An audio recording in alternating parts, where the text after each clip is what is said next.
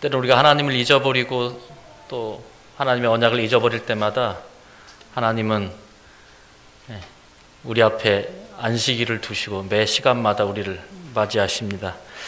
이 안식일에 우리의 마음이 어떠하든지 간에 지난 한 주 동안 어떤 분들은 기쁜 일이 있었을 것이고 어떤 분들은 힘들고 어려운 일들이 있었겠지만 이 안식일의 시간을 통해서 하나님을 만나시고 하나님의 말씀을 통해서 힘과 위로와 용기를 얻으시는 시간 되시길 바랍니다.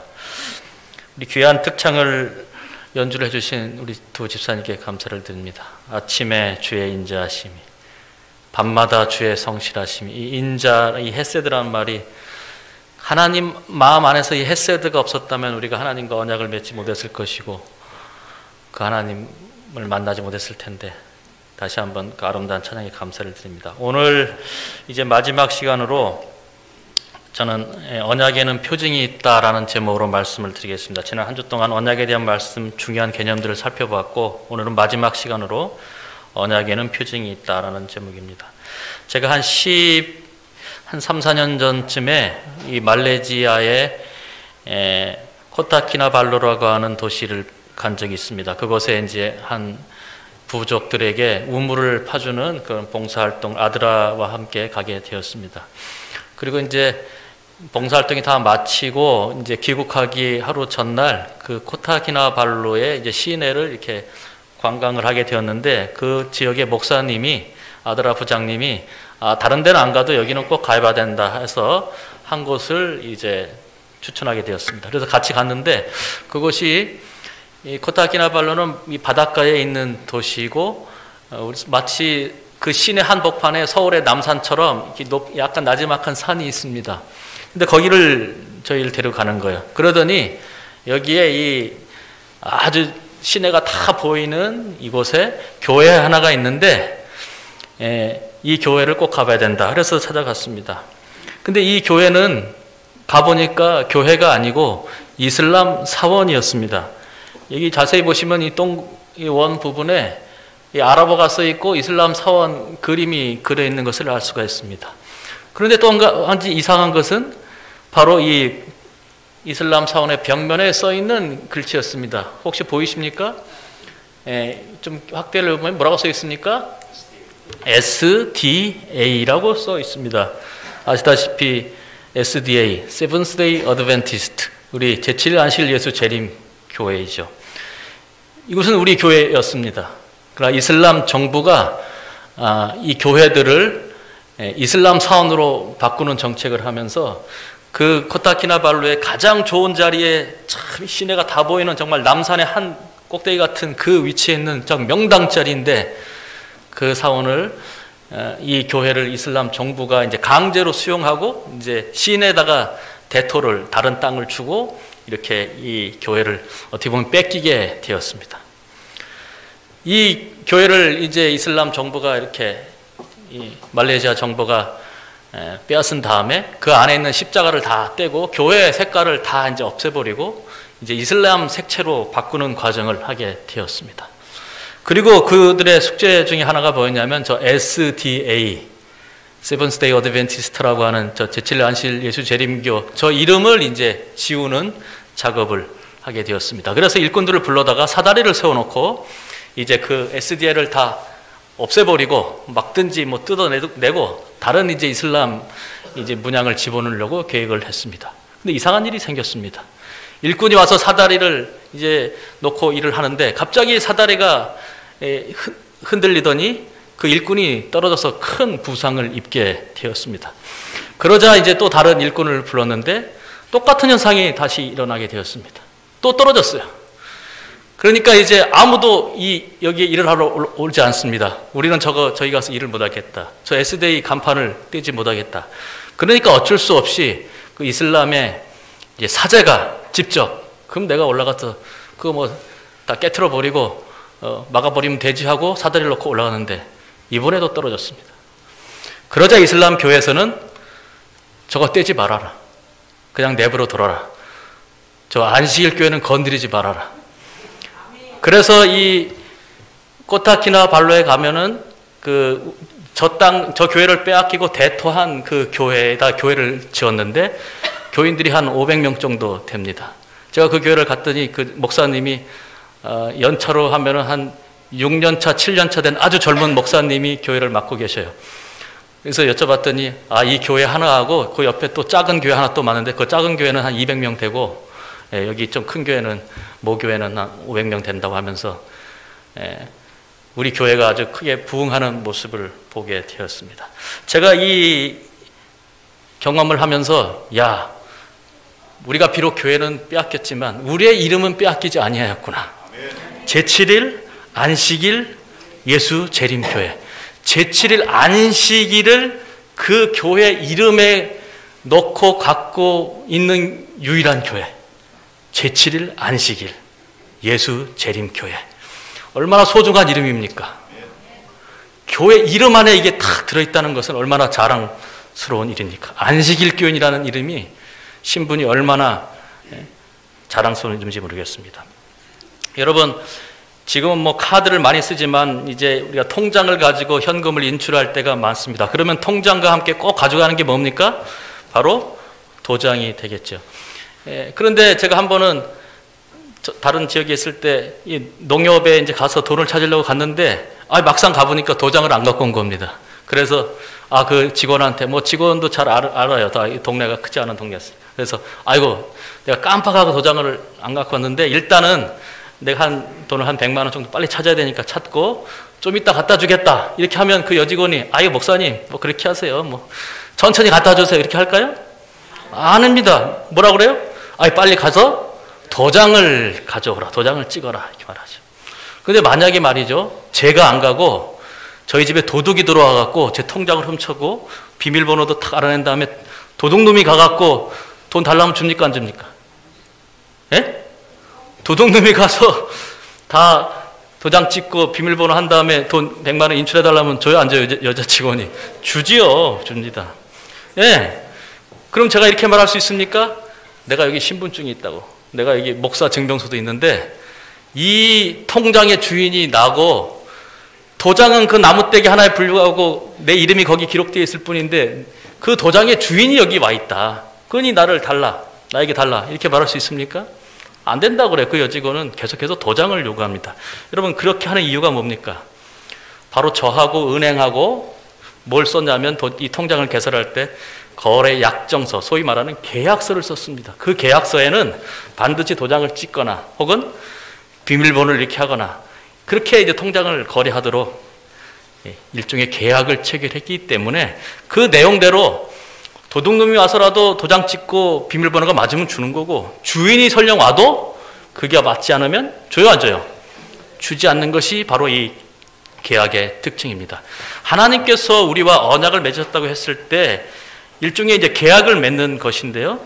이 성경은 뭐라고 말합니까? 여호와께서 그 언약을 너에게 반포하시고 우리에게 계약서를 주셨다는 거예요. 우리에게 언약서를 주셨다는 거예요. 그 뭐라고 말씀하셨습니까? 너희로 지키라 명하셨으니 곧 10계명을 우리에게 주셨다는 거죠. 그래서 성경의 다른 부분들은 다 하나님께서 선지자를 통해서 말씀을 주셨지만 유일하게 하나님께서 직접 친수로 쓰신 유일한 부분이 어디입니까? 바로 10계명입니다. 왜냐하면 이것은 하나님과 우리 사이에 뭐예요? 언약서, 언약 증서, 계약서이기 때문에 그렇다고 하는 것이죠.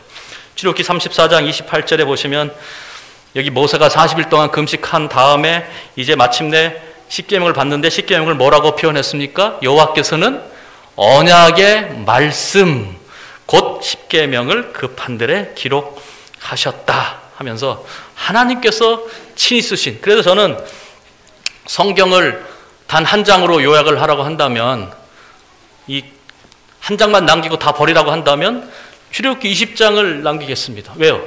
이것이 하나님과 우리 사이에 친수로 쓰신 언약의 증서, 계약서이기 때문에 그렇다고 하는 것이죠.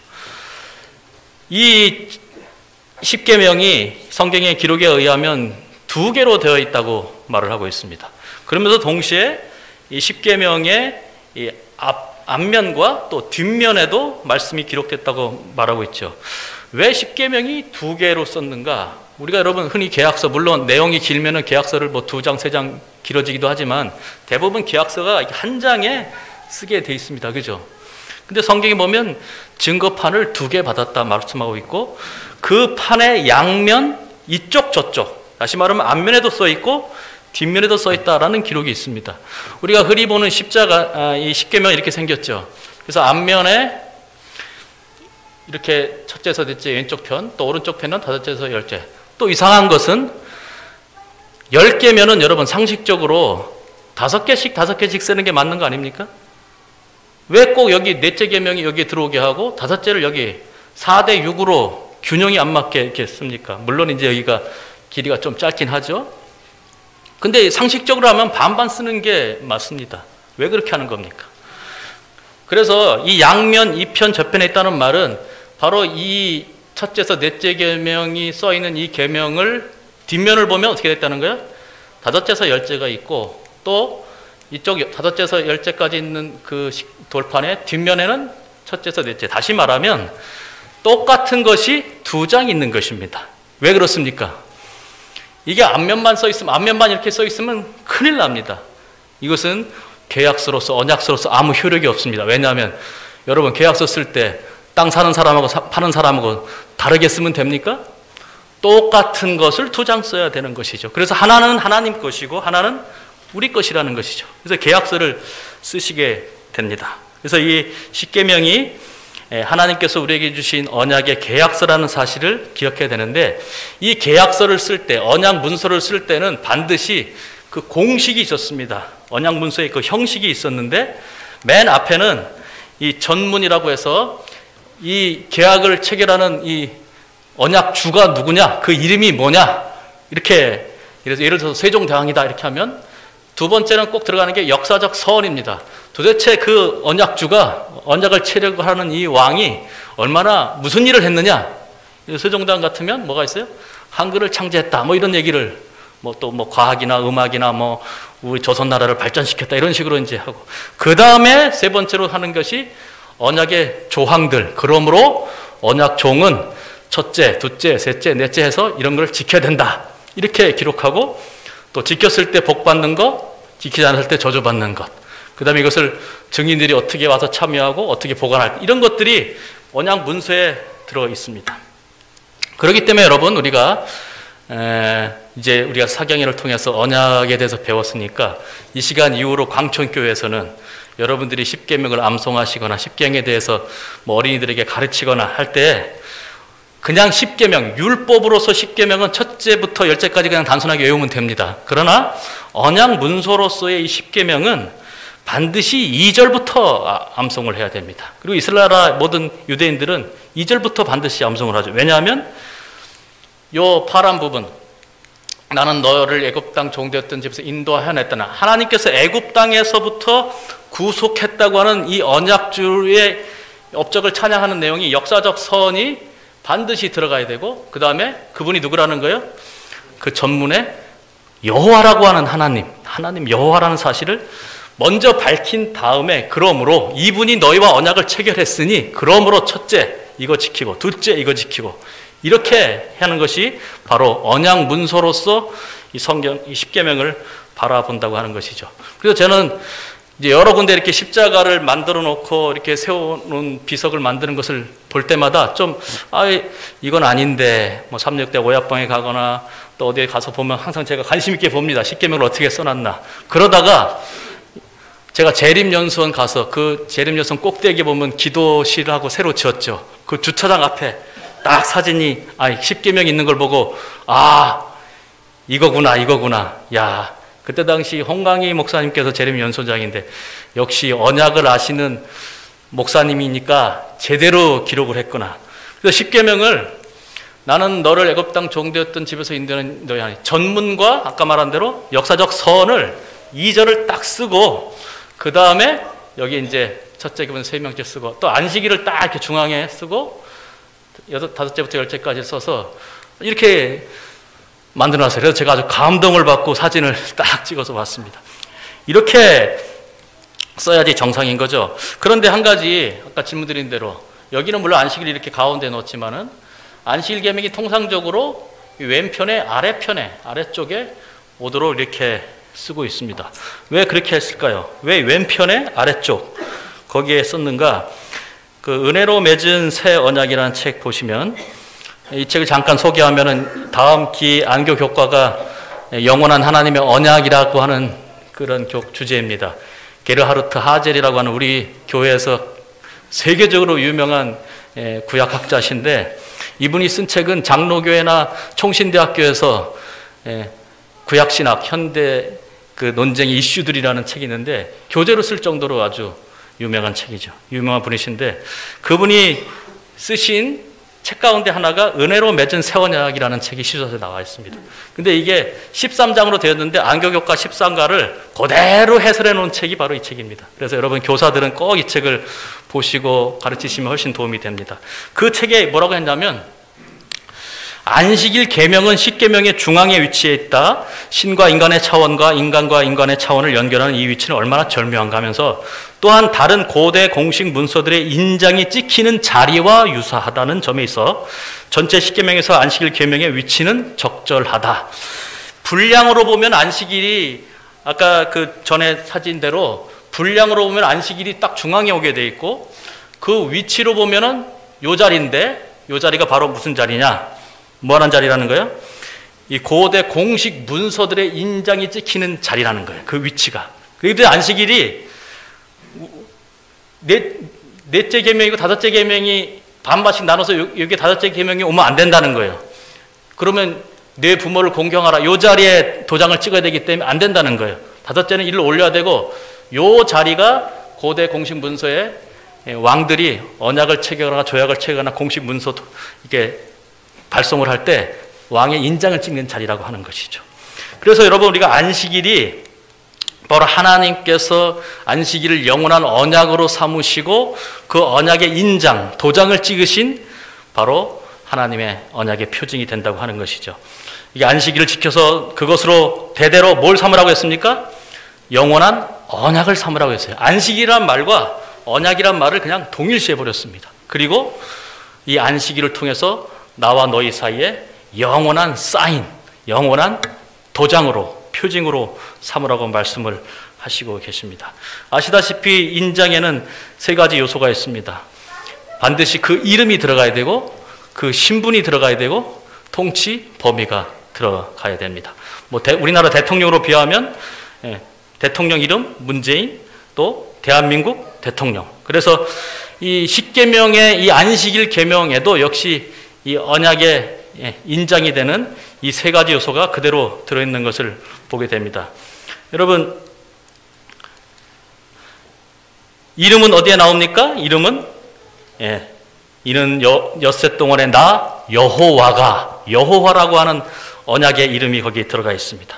그 다음에 이 여호와가 다스리는 통치 범위가 들어가 있죠. 빨간색 부분, 하늘과 땅과 바다와 그 가운데 모든 것. 그래서 하나님의 통치 범위입니다. 온 세상이죠. 그 다음에 그분의 신분이 여기 나옵니다. 모든 것을 어떻게 해요? 만들었고 창조주이십니다. 여러분, 근데 십계명이 두 개인 거 아시죠? 출애굽기 20장에 십계명이 한 번 나오고 신명기 5장에 나옵니다. 5장에는 이 모든 것을 만들었다는 내용이 안 하고 너희를 애굽 땅에서 구속해낸 여호와라고 하는 말로 바뀌어 있습니다. 십계명이. 왜 그렇습니까? 하나님은 창조주이시면서 동시에 뭐예요? 우리를 구원한 구속주라는 것이죠. 그래서 우리와 언약을 맺으신 이 하나님이 이 세상을 통치하시고 창조하시고 다스리는 정말 능력이 많은 하나님이실 뿐만 아니라 우리를 구원하시고 구속하시는 그 구속에 신실하신 하나님이심을 강조하고 있습니다. 이 도장이 얼마나 중요합니까? 여러분, 계약서를 다 쓴 다음에 도장을 안 찍으면 효력이 있어요? 없어요? 효력이 없습니다. 은행에 가서 은행 통장에 10억, 100억이 있어도 거기에 도장을 안 찍고 비밀번호가 틀리면 찾을 수 없습니다. 아주 유명한 사건이 있습니다. 이 날인 없는 유언장 사건 여러분 한번 들어보셨죠? 이 김운초 씨라고 하는 이 사업가가 있었는데 혼자 평생 살고 2003년 11월 5일에 76세로 사망을 했습니다. 근데 이 사람이 이제 우리은행 그 대여 금고에다가 유언장 하나 하고 거기다가 이제 현금을 123억을 거기다가 집어넣어놨습니다. 그 자필 유언장에는 이렇게 기록이 되어 있었습니다. 본인 유고 시에 본인 명의의 전 재산을 연세대학교의 한국사회사업 발전기금으로 기부한다. 그래서 이 사람의 재산이 총 500억인데 현금만 123억이고 부산과 울산 지역에 뭐 수천만 평의 땅을 갖고 있어서 380억의 부동산을 갖고 있었습니다. 근데 이 재산을 다 누구한테 기증한다는 거예요? 연세대학교에다가 기증하라고 했습니다. 이 사람이 그 그리스도 신학대학 부평인가요? 거기 있는 대학도 이 사람이 돈 내갖고 다 세운 아주 사회사업가인데요. 자기 전 재산을 연세대학교에 이제 기부를 하게 되죠. 그리고 날짜를 썼습니다. 1997년, 그러니까 죽기 6년 전에 썼고 주소를 다 쓰고 자기 이름 김문초를 썼습니다. 그래서 이제 그 유족들이, 그 형제들이 이제 처음에 그걸 열어봤더니 그 유언장이 있는 거예요. 그래서 야, 고인의 형님의 뜻을 받들어서 우리가 다 기부하자 했는데 그 동생 형제 중에 한 명이 이걸 보더니 도장이 안 찍혀 있는데 도장이 안 찍혀 있으면 무효지 하고서 소위 말하는 이 그 구리은행에다가 지급정지 청구 소송을 했습니다. 연세대학교 주지 말아라. 왜냐하면 이 유언장은 뭐예요? 도장이 안 찍혀 있으므로 무효다. 그러므로 법적 상속인인 우리 형제들이 받아야 되겠다. 이게 이제 소송을 내게 된 것입니다. 그렇게 해서 이 법정 싸움이 시작이 되었고 3년에 걸쳐서 법정 싸움이 됐고 마침내 대법원에서 최종 선고를 하게 되었습니다. 여러분이 판사라면 누구 손을 들어주겠습니까? 그 과정에서 중간에 조정을 했습니다. 그러지 말고 현금은 유족들이 가져가고 부동산은 대학에 기증하면 어떻겠느냐, 아니면 반반씩 이렇게 하면 안 되겠냐, 여러 번 조정을 했지만 이 유족들의 입장은 단호했습니다. 우리는 주면 그냥 다 주고 이게 무효고 하면 우리가 다 받지 뭐 나누고 뭐 이런 거 싫다는 거죠. 그래서 3년 만에 드디어 법정에서 선고를 하게 되죠. 여러분, 누가 이게 한번 손을 들어서 결정하겠습니다. 다수결로. 제가 판사라면 이거 다수결로 할 것 같아요. 이래도 힘들고 저래도. 당연히 고인이 주소 쓰고 이름 쓰고 날짜까지 쓰고 비록 도장은 안 찍혔지만 자필로 썼기 때문에 사실상 사인이랑 다름없지 않느냐. 이것이 연세대학교 주장이었습니다. 연세대학교 줍시다. 한번 손 들어보세요. 연세대학교. 아니, 도장이 없으니까 이건 무효니까 유족들 줘야 된다. 그리고 그렇게 힘들고 어렵고 하면 그냥 나한테 차라리 줘라. 그날 이제 3년 만에 재판을 판사가 이제 결과를 선언했는데 날인 없는 유언장은 무효다라는 선언을 하게 됩니다. 그러면서 그 근거로 이것을 들었습니다. 대한민국 민법 1066조 1항에 자필 증서에 의한 유언은 유언자가 그 전문과 연월일, 주소, 성명을 자서하고, 여기까지는 다 했어요. 그죠? 자서하고, 뭐 해야 된다? 날인하여야 한다. 도장을 찍든, 뭐 사인을 하든, 지장을 찍든, 이름 옆에 날인을 해야 되는데, 이 날인이 빠졌다는 거예요. 여러분, 유서 쓸 때 잘 쓰시기 바랍니다. 요 5가지 다 써야 돼요. 날짜 빠져도 안 되고, 주소 빠져도 안 되고, 예? 내용 빠지면 당연히 안 되겠죠. 인의 효력은, 이 도장의 효력은 이 유언장에 있어서 전부 아니면 전무였다는 사실이에요.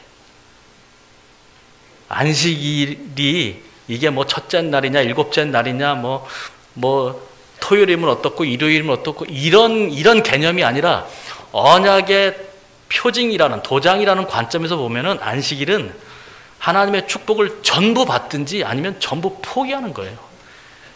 이게 여러분 중요한 사실을 기억하시기 바랍니다. 그래서 하나님께서 이 십계명을 주시고 안식일을 언약으로 주시기 전에 주신 다음에도 그것을 잊어버릴까 봐 끊임없이 어떻게 했습니까? 이 애굽 땅에서 400년 노예 생활하다 보니까 이 안식일 개념이 하나도 없었습니다. 그러나 이 언약을 체결하시고 안식일을 표징으로 주신 다음에 40년 동안 매 주마다 안식일을 기억하는 훈련, 회복하는 훈련 하셨습니다. 그죠? 그래서 만나를 통해서 매일 거뒀는데 남으면 다 썩어요. 그러나 금요일 날은 2배가 내려. 근데 썩지 않아요. 그리고 안식일에는 아예 내리질 않아요. 금요일 거둔 거 가지고 먹어요. 그게 그 일주일 단위가 매주 지나가면서 이스라엘 백성들은 오늘 아침에 가면 2배 쌓이면 내일이 안식일이구나. 안 내리면 오늘이 안식일이구나 하면서 그들은 안식일을 그들의 삶의 언약의 표징으로 삼았다고 하는 것이죠. 근데 여러분, 만나의 또 하나의 기적, 마지막 기적은 바로 이것입니다. 그러면 평일날은 하루밖에 보관을 못했고 금요일만 이틀을 보관할 수 있었습니다. 그죠? 그런데 성소를 짓고 이 40년간의 유랑생활이 다 마친 다음에 하나님께서 특별한 명령을 내리시죠. 이 모세에게 만나 한 오멜을 가져다가 항아리에 담고 그것을 여호와 앞에 두어라. 증거판 앞에 두어라. 근데 이 증거판 앞, 여호와 앞이 어딘가 봤더니 히브리서 9장 4절에 금 향로와 사면을 금으로 싼 언약궤가 있고 그 안에 만나를 담은 금 항아리를 두어라. 다시 말하면 이 둔 만나는 영원히 썩질 않았습니다. 언약궤 안에 들어가 있는 이 만나를 통해서 안식일을 깨달았는데 그 안식일을 상징하는 표상하는 이 표징이 되는 만나를 언약궤 안으로 여호와 앞으로 가져왔을 때 하루나 이틀의 그 법칙을 깨버리고 영원히 썩지 않았다는 것이죠. 뭐 지금은 우리가 찾을 수 없지만 언젠가 이것을 뭐 하늘에 가서 혹시 발견할 수 있고 거기에 아론의 쌍난 지팡이와 그 다음에 이 언약의 돌판, 십계명 돌판들이 이 세 가지가 언약궤 안에 들어있었다고 하는 것이죠. 그럼 여러분 기억하시기 바랍니다. 이 안식일은 우리에게 주신 영원한 대대의 표징이라고 하는 것입니다. 이것을 통해서 우리를 거룩하게 하시고 성악케 하시는 하나님의 이 약속을 굳게 믿으시기 바랍니다. 증언보감 3권 17페이지에 있는 이 말씀 한번 다 같이 크게 읽어보겠습니다. 이스라엘과 마찬가지로 시작. 이스라엘과 마찬가지로 우리에게도 안식일은 영원한 언약으로 주어졌다. 하나님의 거룩한 날을 공경하는 이들에게 안식일은 그들을 당신의 택하신 백성으로 인정하는 표이다. 그날은 하나님께서 그들에게 당신의 약속을 이루시리라는 보증이다. 하나님의 통치의 표를 받아들이는 모든 사람들은 신령하고 영원한 언약 아래에 자신을 둔다.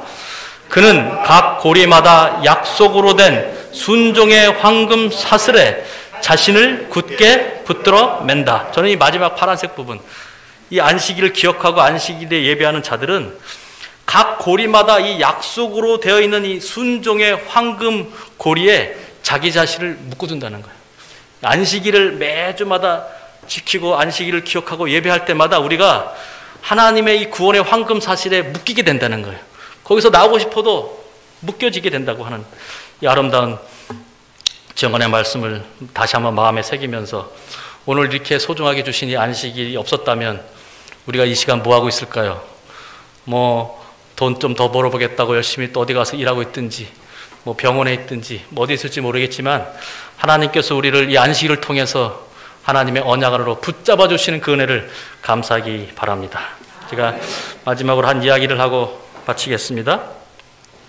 그 한 독일인이 도서관에 가서 책을 이렇게 보다가 올림픽 이 사진첩을 보게 됐습니다. 쭉 보다가 아주 뭐 다 승리의 표정으로 이 감격해하는 올림픽 시상식 장면이 쭉 있었는데 거기서 아주 이상한 사진을 하나 발견하게 됩니다. 이 사람이 보니까 올림픽에서 메달을 따고 가장 침통한 모습으로 사진에 찍힌 사람들이었습니다. 바로 1936년 베를린 올림픽에서 이 마라톤 경기에서 상을 받은 이 세 사람 중에 이 두 사람의 사진이었습니다. 여러분, 그 당시에 금메달을 땄던 사람이 누구죠? 바로 손기정이죠. 그 다음에 3등으로 동메달을 딴 남승용이라고 하는 한국 사람이 두 명이 전무후무하죠. 지금까지 그런 적이 없어요. 우승도 하고 3등을 한. 그래서 자랑스러운 한국인들이 그 자리에 올라섰는데 역대 메달리스트 중에서 가장 침통한 표정으로 시상식을 참석하고 있는 사진. 그래서 깜짝 놀라서 아니 왜 이 사람들이 이렇게 슬퍼하고 있지? 그래서 그 이유를 이 사람이 역사를 찾아가기 시작했습니다. 손기정과 남승용 이 두 사람은 조선의 사람, 대한민국의 사람이었지만 일제 치하에서 그들은 나라를 빼앗기고 법도 빼앗기고 통치권을 빼앗긴 상태에서 오직 이 달리기 마라톤을 통해서 그들의 이제 울분을 토해내는 그런 사람이었습니다.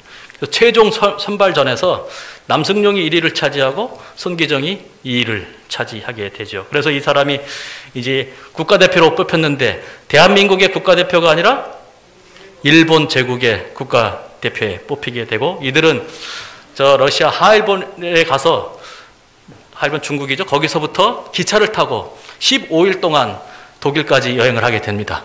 그런 다음에 가서 이제 이들이 마라톤 경기를 치르게 되는데, 이 마라톤 맨 마지막 날 경기를 치를 때 이 주최국이었던 독일의 하퍼 선수와 1, 2를 다투면서 거의 한 40km까지 둘이 경쟁을 하다가 마침내 마지막 3km, 한 2, 3km 남겨놓고 손기정 선수가 역주를 하면서 따돌리고, 당시에 2시간 30분이 마의 벽이었어요. 당시에는 2시간 30분 아무도 못 깼 했을 때 세계 신기록을 달성하면서 2시간 29분 19초라고 하는 세계 기록을 달성하면서 금메달을 딴 겁니다. 그러니까 얼마나 자랑스럽습니까? 기차 타고 15일 여행하고서 얼마 되지 않아서 시차도 적응 안 된 상태에서 세계 신기록을 하면서 손기정 선수는 우승을 차지하고 남성용 선수는 3위를 차지했으니 얼마나 감동스러웠겠습니까? 근데 그 영광스러운 시상식에 올라가는 이 손기정 선수의 모습은 고개를 푹 숙이고 맨발로 이렇게 가고 있죠. 그리고 시상식에 올라가서는 월계수를 내려서 자기 얼굴을 그냥 가렸습니다. 아마도 제가 생각할 때는 눈물을 흘리지 않았을 생각합니다. 그 다음에 받아쓰는 월계수를 가지고 이렇게 가리고 있는데, 저 앞쪽에서 보면은 지금 어디를 가리고 있습니까? 바로 이 일장기를 가리고 있습니다. 내가 금메달을 땄지만 정말 세계 최고의 마라토너로서 정말 영광을 받고 정말 자랑스럽고 감격에 깊은 그런 시간이었지만, 그에겐 부끄러운 게 하나 있었어요. 내 가슴에 뭐가 있다는 거예요? 대한민국 태극기가 아니라 나라를 빼앗겨, 그래서 대한민국 선수가 아니라 일본 선수로 메달을 딴 게 그에게는 너무나 부끄럽고 수치스러웠다는 것이죠. 그래서 이 가슴으로 일장기를 가리게 됩니다. 여러분, 일장기와 태극기의 차이가 뭡니까? 뭐 비슷하진 않지만 일장기가 하나의 상징입니다. 하나의 마크입니다. 작은 마크에 불과해요. 그러나 이 일장기는 그 마크 이상의 상징이 담겨 있죠. 그를 붙이는 순간 한국 사람이 아니라는 것이죠. 일본 사람인 것입니다. 태극기를 붙이는 순간 그 사람은 한국 사람이라는 것이죠. 여러분, 우리가 안식일을 기억한다고 하는 것은 단순히 날짜의 문제가 결코 아니라는 사실을 기억하시기 바랍니다. 우리가 가슴에 만약에 일장기를 가지고 아무리 뛰어도 우리는 영광스러운 시상대에 오르지 못할 것입니다. 그러나 우리의 가슴에 태극기가 달려있다면 우리가 설령 꼴찌를 하더라도 자랑스럽게 영광스럽게 마라톤을 완주할 것이라고 확신을 합니다. 이 태극기가 대한민국의 상징인 것처럼 안식일은 하나님 나라의 백성의 상징이라는 사실을 기억하시기 바랍니다. 이 말씀에 이사야 56장 4절에 아주 뜻깊은 말씀하셨습니다. 언약을 굳게 잡는 고자들이라는 아주 특이한 표현이 나옵니다. 여러분, 고자가 뭡니까? 남자 구실을 못하는 사람이죠. 그래서 결혼을 해도 자식을 낳지 못하는 대가 끊긴 사람입니다. 그래서 이스라엘 나라에서는 이 고자들은 아주 저주받은 사람으로 자식을 낳지 못하고 그렇기 때문에 결혼하기도 아마 쉽지 않았을 것입니다. 그런데 그러한 이스라엘 공동체에서 소외받고 무시받고 어떻게 보면 이스라엘 언약 백성, 축복의 백성이라고 취급을 받지 않았던 이 고자들일지라도 만약에 언약을 붙잡고 여기 보시면 나의 안식일을 지키며 내가 기뻐하는 일을 선택하며 나의 언약을 굳게 붙잡으면 5절의 말씀, 내가 내 집에서 내 성에서 아들이나 딸보다 나은 기념물과 이름을 그에게 주겠다 말씀하셨습니다. 그가 세상에서는 자식 하나 갖지 못하고 어쩌면 결혼도 하지 못하고 소외받고 무시받는 삶을 살다 할지라도 그가 언약을 굳게 붙잡고 안식일을 기억하여 성전에 나오면 하나님께서 아들이나 딸에게 주시는 것보다 더 큰 기념물과 이름을 주시겠다 약속하셨습니다. 우리의 사명이 무엇입니까? 이 세상에서 복받지 못한 사람들, 엉뚱한 복에 이끌려 살아가는 사람들, 안식일의 참 표징과 언약을 깨닫지 못하는 사람들에게 이 기쁜 소식을 전하고 그들과 함께 예배하고 이 성전을 만민이 기도하는 집으로 만드는 것이 우리의 사명 아니겠습니까? 이번 한 주 동안 언약에 대한 말씀을 함께 나누면서 이 짧은 시간 드렸지만 말씀을 열심히 들어주시고 또 식사와 교제를 통해서 은혜를 주시고 또 좋은 말씀을 허락해 주신 여러분들 성도들께 진심으로 감사를 드립니다. 아무쪼록 어디에 계시든지 어디를 가든지 어디서 신앙생활을 하시든지 하나님께서 우리의 언약 맺으신 사실을 잊지 마시고 그 언약을 굳게 붙잡으시고 이 언약의 표징인 안식일을 우리의 마음속에 깊이 새기시는 성도 여러분 되길 바라면서 말씀을 마치겠습니다.